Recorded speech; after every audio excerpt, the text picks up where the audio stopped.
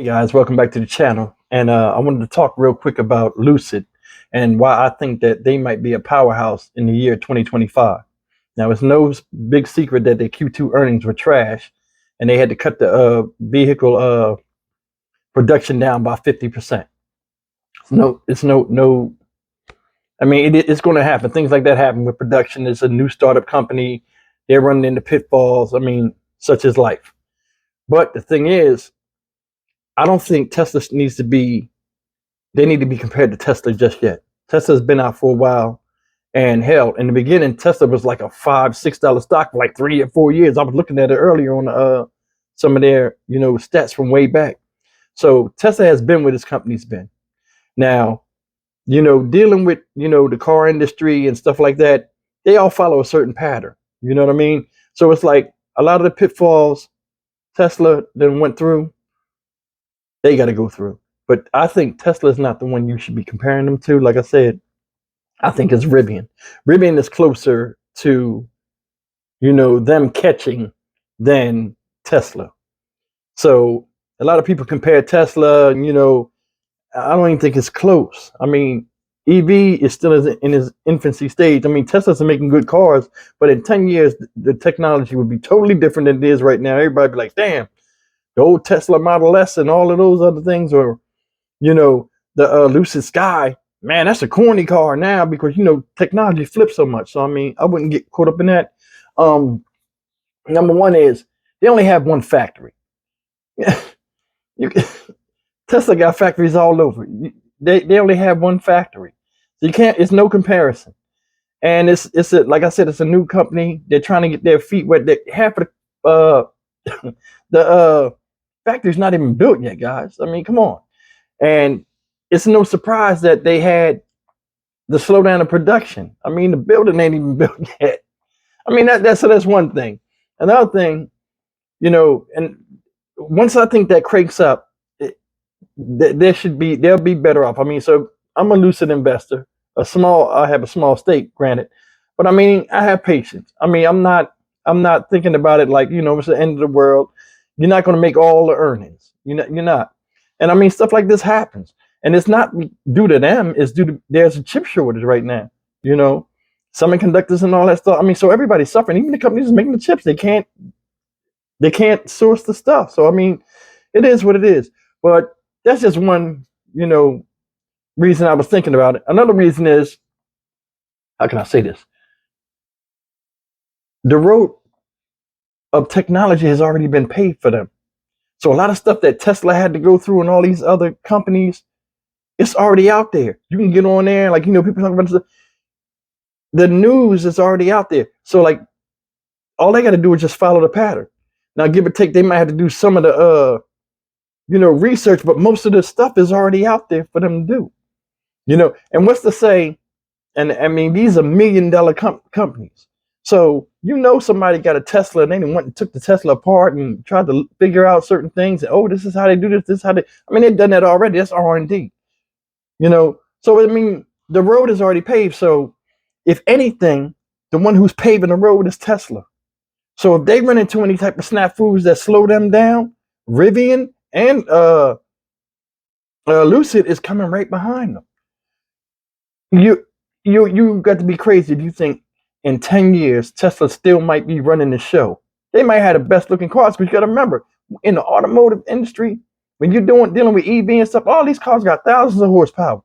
It all comes down to looks. Whatever kind of car you like me, I like Corvettes. I like how they look. I like the performance. I like it. A Toyota is practical. I mean, I can understand it, but I mean, I won't look twice at it. So I mean, it all comes down to your personal preference. It's not enough Lucids out in the street. And when I say a powerhouse, I'm trying to say like you'll see more Lucids out there, in production. This is small. This is a live and learn experience for this company. Another thing is, how can I say it? They got their long-term goals in order. Why? Because they got predecessors they can follow behind. Like I said, the road is paved. They don't have to go out here and say, oh, well, I don't know how the market would be if I test this or test that. The trials and stuff was already taken by other people. And they only have one car too. From my knowledge of what I've seen, on the website and stuff when I started investing, they only got one car, and it's a luxury sedan, the Lucid Air. You can go check it out on Google. They have YouTube videos about it, and it's not a bad car. It looks like an old Lincoln. I mean, but all the reviews they're raving about them, so I have no complaints. So they're doing something right, and they said, you'll see videos where they say, oh well, Elon Musk said that they're going to fail, and this get. Why would he say they're going to do good? They're competing with him. It makes no sense. I mean, oh well, they're not doing this and that. And he's not going to say on TV what they're doing wrong because they'll hear it and then fix it. There's a lot of banter going on in those type of situations that you got to learn to sift through it and get what you can get out of it. But like I said, they have the long-term goals they have are in place, right? And with the long-term goals, this is what I'm saying. Today I recently saw, and here, let me get the article up, that they're trying to make a power move. It said Lucid is Motors to expand AMP1 plant starting in 2023 in the Netherlands. They're trying to leave out of they're trying to get permits over there right now. And they're trying to hire plant managers and stuff like that out of the Netherlands. And they said they're starting to set it up. Now, here you go. Right here it says, Joey Klenner, whoever that is, reported at Teslarati that Lucid Motors has plans to significantly expand its AMP1 production plant starting in 2023, which may take 2 or so years to complete. The AMP1 plant is the plant in Casa Grande, Arizona, that we screenshot from flyovers, and they have pictures of the plant, which you've probably seen. You can look online and see them.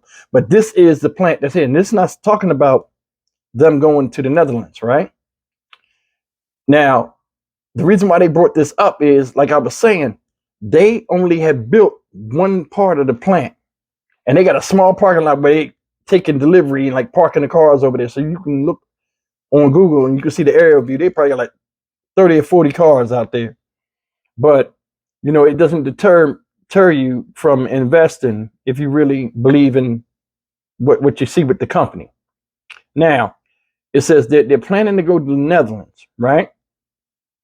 And it says the Inflation Reduction Act, if that happens, right, it'll give them EV vehicles, I guess all of them, Tesla, all of them, it'll give them a tax credit.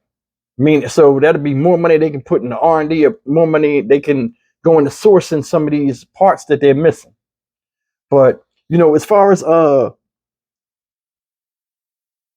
situation with the Netherlands, they're just seeking permits right now, but they're trying to do something where they can build from 2 different areas. Like I think Tesla builds out of China, and they build out other places.